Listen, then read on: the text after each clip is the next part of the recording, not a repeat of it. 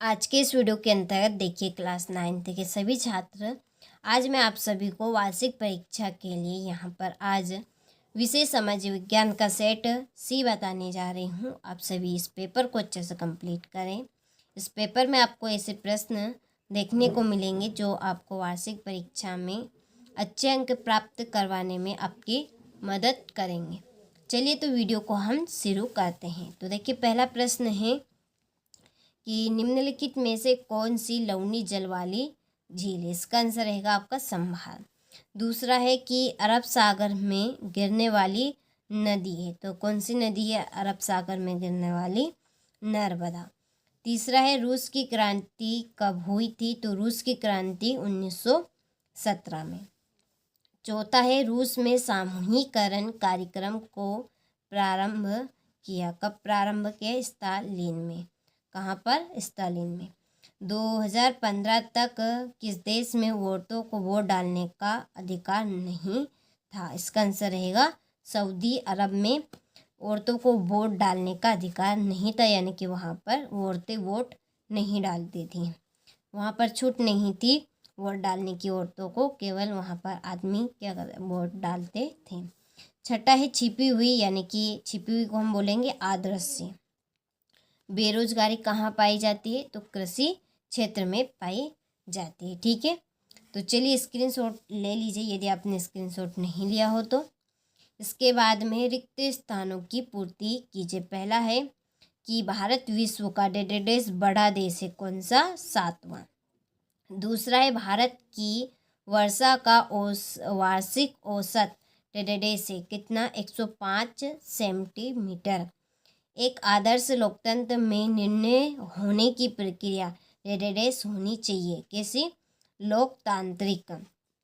फिर चौथा प्रश्न, सन 1917 की सदियों में रूस की राजधानी डेटाबेस की हालत बहुत खराब थी। इसका आंसर रहेगा पेट्रोग्राड। और कृषि एवं मछली पालन डेटाबेस क्षेत्र में संबंधित है। इसका आंसर प्राथमिक। फिर कृषि एक डेटाबेस कार्य है, कैसा? मौसमी कार्य। ठीक है, चलिए तो स्क्रीनशॉट आप ले लीजिए अच्छे से।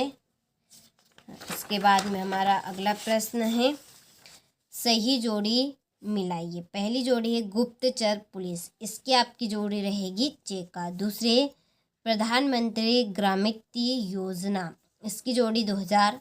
और प्रथम पूर्ण जनगणना, इसकी जोड़ी रहेगी 1881। विश्व का 5वां बड़ा देश 28 फरवरी 1933। अग्नि अध्यादेश यानी कि फायर डिक्री, इसकी जोड़ी रहेगी आपकी 28 फरवरी 1933।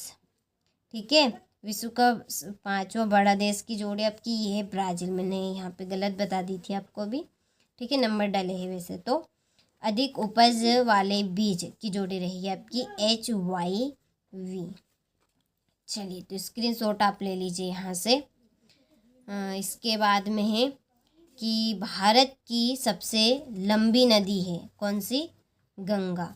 दक्षिण दोलन से जुड़ा हुआ एक लक्षण क्या है? एल नीन। और तीसरा कि 2011 की जनगणना के अनुसार लिंग अनुपात है 1000 पुरुष पर 940 महिलाएं। पिनोसे यानी कि चिली में किस प्रकार की शासन प्रणाली है? तानाशाही। यंग इंडिया पत्रिका का संपादन किसने किया? इसका आंसर रहेगा महात्मा गांधी। अगस्त 2002 में किस ऑर्डर द्वारा पाकिस्तान का संविधान बदल गया? तो इसका आंसर है लीगल फ्रेमवर्क ऑर्डर के द्वारा। ठीक है, चलिए तो स्क्रीनशॉट आप अच्छे से ले लीजिए यहाँ से। इसके बाद में सत्य बताइए। पहला है कि महामंदी का उद्गम मध्य प्रदेश की उच्च भूमि से है, आपका असत्य है। दूसरा है वोट देने के लिए मतदाता राशन कार्ड या ड्राइविंग लाइसेंस जैसे पहचान पत्र भी दिखा सकते हैं, तो ये सत्य है। तीसरा है भारत में 20 वर्ष और उससे ऊपर की आयु के सभी नागरिक चुनाव में वोट डाल सकते हैं। तो ये आपका आ सकती है। और इसके बाद में है चौथा कि पालमपुर गांव में अधिकांश भूमि के स्वामी उच्च जाति के 80 परिवार है। तो सत्य, उम्मीदवार और उसके परिवार के सदस्यों की संपत्ति गुप्त होनी चाहिए। असत्य, एकीकृत बाल विकास सेवाएं 1975 से शुरू की गई। तो ये आपका एकदम सही है। ठीक है, चलिए तो स्क्रीनशॉट आप ले लीजिए यहाँ से। इसके बाद में है 82 डिग्री से 30 पूर्वी देशांतर को भारत की मानक यामोत्तर क्यों माना गया? मौसम से क्या आशय है? प्राकृतिक वनस्पति से क्या तात्पर्य है? सदाबहार वन और पर्णपाती वन में अंतर बताइए। फ्रांसीसी समाज में महिलाओं का जीवन कैसा था? इसके बाद में निरंकुश राजशाही से आप क्या समझते हैं? ठीक है, चलिए इसके बाद में 80 के दशक से वानिकी में आए बदलाव का वर्णन कीजिए। इसके बाद में परामर्श और वाद विवाद लोकतंत्र का आधार है, इस कथन को स्पष्ट कीजिए। संविधान का क्या महत्व है? लिखिए। पालमपुर में बिजली के प्रसार ने किसानों की किस तरह मदद की? मानव पूंजी निर्माण में शिक्षा की क्या भूमिका है? हिटलर और उसकी नाजी पार्टी किस प्रकार द्वितीय महायुद्ध के लिए जिम्मेदार थी? भारतीय निर्वाचन प्रक्रिया को लिखिए।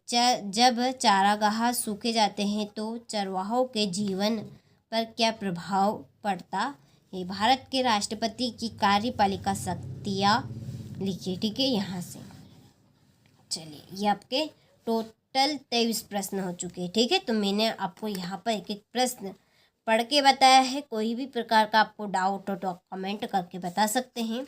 और क्वेश्चन नंबर 6 से लगाकर 23वें प्रश्न तक के प्रश्न आंसर आपको PDF में मिल जाएंगे। PDF के लिए आपको डिस्क्रिप्शन में नंबर दिए हैं, आप उन नंबर से कांटेक्ट कर लीजिएगा। ठीक है, मिलते हैं आपसे अगले वीडियो में।